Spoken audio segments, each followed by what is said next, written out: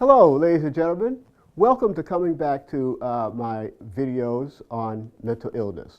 Now, the topic today is going to be emotional damage versus mental illness.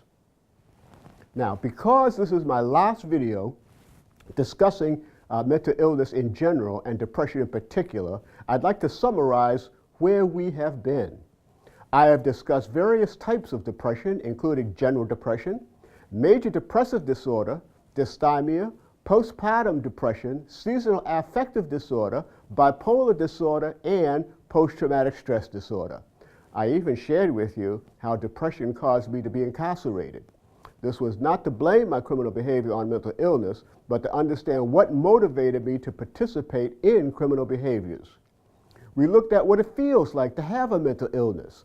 Additionally, we discussed various types of interventions. After all, I wouldn't want to present a lot of problems and not consider interventions to ameliorate some type of cure. To this end, I presented videos on psychotropic medications, and how they can treat mental illnesses, with the caveat that psychotropic medications do not cure anything. They help, but they don't cure anything. It's a good way to minimize some of the disturbances the mental illnesses cause. My attitude is this, that medication should be used as the last resort and not the first resort. To that end, I suggested alternative interventions. I presented various types of psychotherapy as a possible intervention to be considered. After all, if there is going to be any type of cure for depression, it will be in the form of a talking therapy. I also presented an explanation of how nutrition impacts not only our physical well-being, but also our mental and emotional well-being. How we think and feel is directly related to how we nourish our body.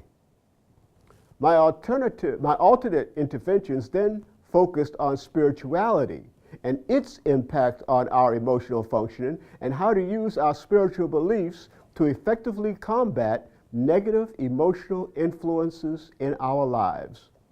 My aim in this series of videos focusing on depression was to equip you with as many ways as possible to regain emotional wellness.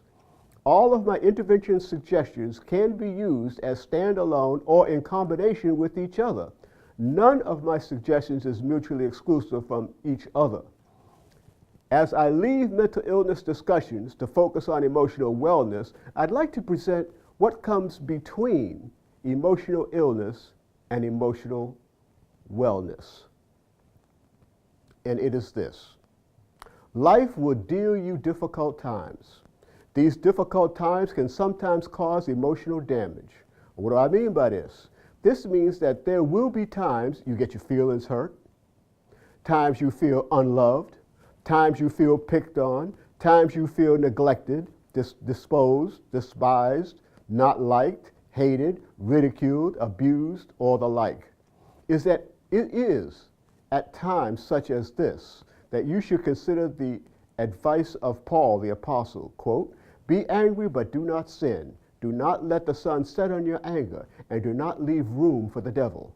And that's found in Ephesians chapter 4, verse 26.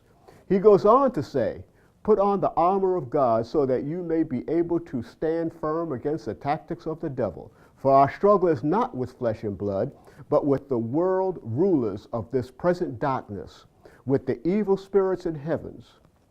Therefore, put on the armor of God that you may be able to resist on the evil day, and having done everything to hold your ground." He also provides the cure or response to this. Have no anxiety at all. This is a quote, by the way. Have no anxiety at all, but in everything by prayer and petition with thanksgiving make your requests known to God. Then the peace of God that surpasses all understanding will guard your hearts and your minds in Christ Jesus.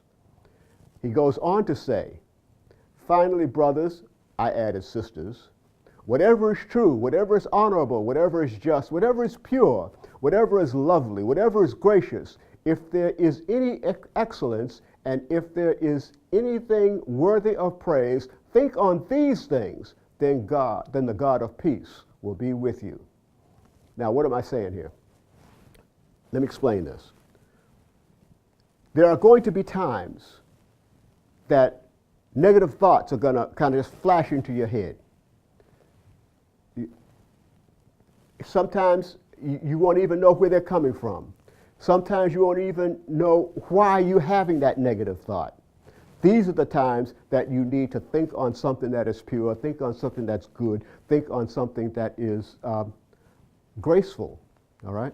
Do not block your blessings by letting what people and circumstances did to you or impacted you in a negative and hurtful way contaminate the blessings of God has for you in the present and the future. Forgive people in your life, even those who are not sorry for their actions. Holding on to anger only hurts you, not them. Doesn't hurt them. It also gives place to the devil to torment you. The only power demons have over you is the power you give them. How do you give them power? You give them power over you with some of your behaviors and thoughts. Remember, and I explained all that in the video on spirituality if you want to know more about that. But understand this, the past is in your head. The future is in your hands. Whatever the Lord delivered you from, the devil will tempt you to go back into bondage. If you don't heal what hurt you, you will bleed on people who didn't hurt you. Holding grudges doesn't make you strong. It makes you bitter. Forgiving doesn't make you weak. It sets you free. So remember these things, my brothers and sisters, my friends, because it even works in relationships. In relationships, there are times that you can be with the person that you're supposed to be with, that loves you, and will treat you well, but because of what may have happened in the past, either in another relationship or in your childhood, you might have a negative reaction to the person that you love or the person that has been set up to be with you and to bring you peace and to bring you some happiness. I almost blew it myself. I gotta tell you the truth. I almost blew it. Why? Because some men and women have been damaged so bad from past relationships that even when they are being blessed with a good man or woman, that's everything that they need and want, they are so messed up that they aren't able to accept, love, or receive it, and it scares them. They wind up sabotaging the whole thing so they can go back inside of their comfort zone of misery. It's the only place they feel safe. Why? Because that's what they're used to. See, I almost did the same thing myself. I have a wonderful wife. Her name's Maxine, and we've been together for 43 years. I love this woman.